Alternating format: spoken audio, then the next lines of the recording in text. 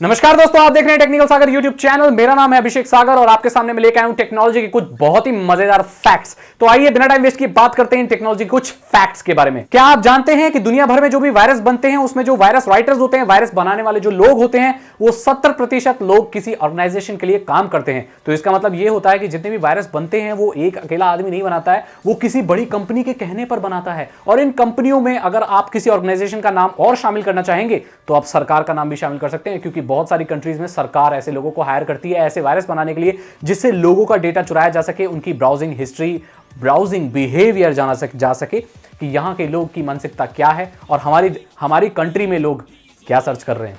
Bullet proof jacket, fire escape, windshield wipers और laser printer, इन सब में क्या समानता है? ये सारे आविष्कार महिलाओं ने किए हैं। आपके मोबाइल से निकलने वाली रेडिएशन जिसका 60% सीधा आपके दिमाग में जाता है। कभी आपने सोचा है जब फोन कॉल पे बात करते हो तो रेडिएशन निकलती है, बहुत लोगों का मानना है कि नुकसान नहीं पहुंचाती, कई लोगों का मानना है हाँ काफी हद तक नुकसान पहुंचाती है। ये हमें नहीं पता, लेकिन हमें ये पता है कि उसका 60% जो रेडिएशन होती है वो अकेले दिमाग पर घर करती है। कैंची के बारे में कौन नहीं जानता, सभी इस्तेमाल करते हैं। नाई के पास, टेलर के पास इलेक्ट्रॉनिक कैंची, ये वाली कैंची, वो वाली कैंची। लेकिन आपको जानकर ये हैरानी होगी कि कैंची का आविष्कार लियोनार्डो दा विंसी ने किया था। yahoo.com बहुत अच्छा सर्च इंजन है, लेकिन गूगल के सामने उसकी कोई चलती नहीं है, कोई पूछता नहीं है। आपको जानकर हैरानी होगी कि yahoo.com का नाम पहले yahoo.com नहीं था, ekibono.stanford.edu था। ये बड़ा अजीब सा नाम है, याहू पर तो सूट भी नहीं करता, पता नहीं क्यों रखा था। गूगल पर रोजाना 1 बिलियन सर्चेस की जाती हैं, जिसकी वजह से 200 टन कार्बन डाइऑक्साइड रिलीज होती है। तो हमारे वातावरण को गंदा करने में गूगल का भी हाथ है। लेकिन ध्यान दें कि यहां पर एनर्जी प्रोड्यूस करने के लिए काफी तरीके से गूगल मदद भी करता है।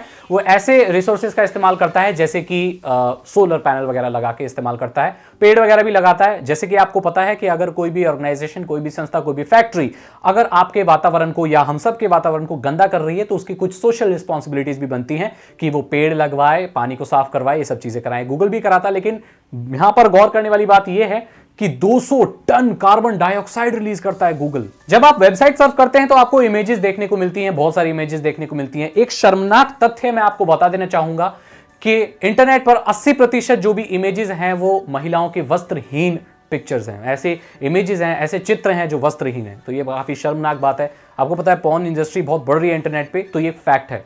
80% जो भी चित्र हैं वो वस्त्रहीन महिलाओं के हैं। ilgoog.com, आपको ये जानकर बड़ी हैरानी होगी कि ये एक उल्टा वर्ड है गूगल का। चाइना में ये बहुत पॉपुलर है, आपको पता है चाइना में गूगल बैन हो गया था और चाइना में जो भी सर्चेज होती हैं वहां की गवर्नमेंट उनको ट्रेस करती है, जानती है कि क्या कर रहे हैं लोग। तो इसीलिए इससे बचने के लिए गूग इसका उल्टा बना दिया गया और वहां पर लोग सर्च करते हैं। जितनी भी सर्च रिजल्ट है वहां पर रिवर्स आते हैं, उल्टे सीधे आते हैं। तो वहां पर क्या सरकार उसको वर्ड्स को ट्रेस नहीं कर पाती, क्योंकि सरकार कुछ ऐसे वर्ड्स डाल के रखती है कि उसको सर्व करेंगे तो उनको पता चल जाएगा। लेकिन वहां पर तो सब कुछ उल्टा हो रहा है तो सरकार उन्हें पकड़ नहीं पाती। चाइनीज बड़े दिमागदार होते हैं, वैसे सामान तो बड़े उल्टे सीधे बनाते हैं, लेकिन दिमाग यहां बहुत चलता है इनका। आप सभी ने ईबे पर शॉपिंग की होगी, बहुत सारी चीजें बेची भी होंगी, लेकिन आपको यह जानकर हैरानी होगी कि ईबे एक ऑक्शन साइट नहीं बनी थी।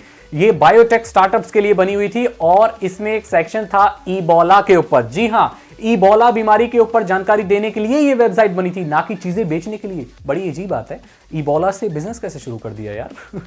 मेलबॉग, ये नाम है ऐसी प्रोग्रामिंग लैंग्वेज का जिसको सीखना और इस्तेमाल करना लगभग नामुमकिन है। इसका आविष्कार किया था बेन ऑमस्टीड ने और ये नर्क के 8वें चक्र के ऊपर इसका नाम रखा गया। मुझे नहीं पता ऐसी लैंग्वेजेस का आविष्कार क्यों किया जाता है जिसको कोई सीख और इस्तेमाल ही नहीं कर सकता। लेकिन अगर हाँ आप ऐसी किसी लैंग्वेज को सीखना चाहते हैं जो बहुत ही मुश्किल हो सीखने के लिए, तो मेलबॉग को आप सीख सकते हैं। लेकिन मैं तो रिकमेंड करूंगा नहीं ऐसी लैंग्वेज सीखने का। लेकिन अगर आपके पास टाइम है और कुछ चैलेंजिंग करना है तो सीखो। क्लाउड कंप्यूटर्स के बारे में तो आप जानते ही होंगे, लेकिन आपको यह बात जानकर हैरानी होगी कि माइक्रोसॉफ्ट अपने डेटा सेंटर्स, क्लाउड कंप्यूटिंग के डेटा सेंटर्स समुद्र के नीचे भी डालना चाहता है। अब आप पूछेंगे समुद्र के नीचे जाके कौन कंप्यूटर चलाता है? जी नहीं, उसकी एक वजह है डाटा सेंटर नीचे डालने की। उनका ठंडा करने का, जो आपको पता है कंप्यूटर्स जब भी प्रोसेसर्स काम करते हैं, जो भी चीज होती है उनमें हीट प्रोड्यूस होती है, उसको ठंडा करने के लिए एक अलग मैकेनिज्म काम करता है। लेकिन अगर डेटा सेंटर समुद्र के नीचे चले जाएंगे, आप जानते हैं पानी ठंडा होता है, तो उन्हें अपने डेटा सेंटर को ठंडा नहीं करना पड़ेगा और उनके पैसे बचेंगे और जमीन पर जगह भी बचाई जा सकती है। आपको पता है डेटा सेंटर्स आजकल बहुत बड़े बड़े होते जा रहे हैं। ऐसे में अगर समुद्र में डेटा सेंटर्स को डाल दिया जाए, काफी अच्छी चीज हो सकती है। लेकिन अभी इसके ऊपर कार्य चल रहा है, मतलब अब पता नहीं है समुद्र में होंगे भी कि नहीं। देखते हैं क्या होता है, समुद्र में क्या क्या डालते हैं ये लोग। आपने पेन ड्राइव खरीदी होगी 1 GB की, 2 GB की, 16 GB की, 32 GB की। लेकिन आपको यह जानकर बहुत हैरानी होगी कि मात्र 4 ग्राम डीएनए में इस दुनिया का, इस पूरे इंटरनेट का सारा डाटा समा सकता है। जी हां, जो इंसानी डीएनए होता है जिसमें आपकी सारी इंफॉर्मेशन होती है, जी हां, इंसान के पास भी कोड्स हैं, जेनेटिक कोड्स होते हैं, डीएनए होता है जो आपके माता पिता से आपको मिला है। आपके माता पिता से आपकी शक्ल, आपके बोलने का तरीका, आपकी हाइट उन्हीं से मिलती है और वो सारे कोड्स आपके डीएनए में आते हैं। तो किसी तरीके से अगर प्रोग्रामिंग लैंग्वेज को और बायोलॉजी को मिला दिया जाए तो जितनी भी दुनिया भर की जितनी भी इंफॉर्मेशन इंटरनेट पर अवेलेबल है, जितना भी डेटा है, उसको सिर्फ 4 ग्राम डीएनए में डाला जा सकेगा। बहुत बड़ी क्रांति हो सकती है ये। सोचिए जरा क्या हो सकता है इससे। लेकिन फिलहाल अभी इसको करने का कोई जरिया नजर नहीं आता। इसके ऊपर काम चल रहा है। अगर हमारे जिंदा होते होते हो गया तो हम देख लेंगे, नहीं तो हमारी आने वाली पीढ़ियां ऐसा जरूर कुछ देखेंगी।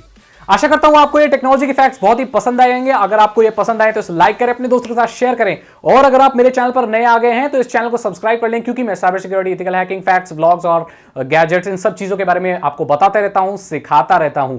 मैं मिलता हूं आपसे अगली वीडियो में। तब तक खुश रहिए एंड सीखते रहिए, और गुड बाय।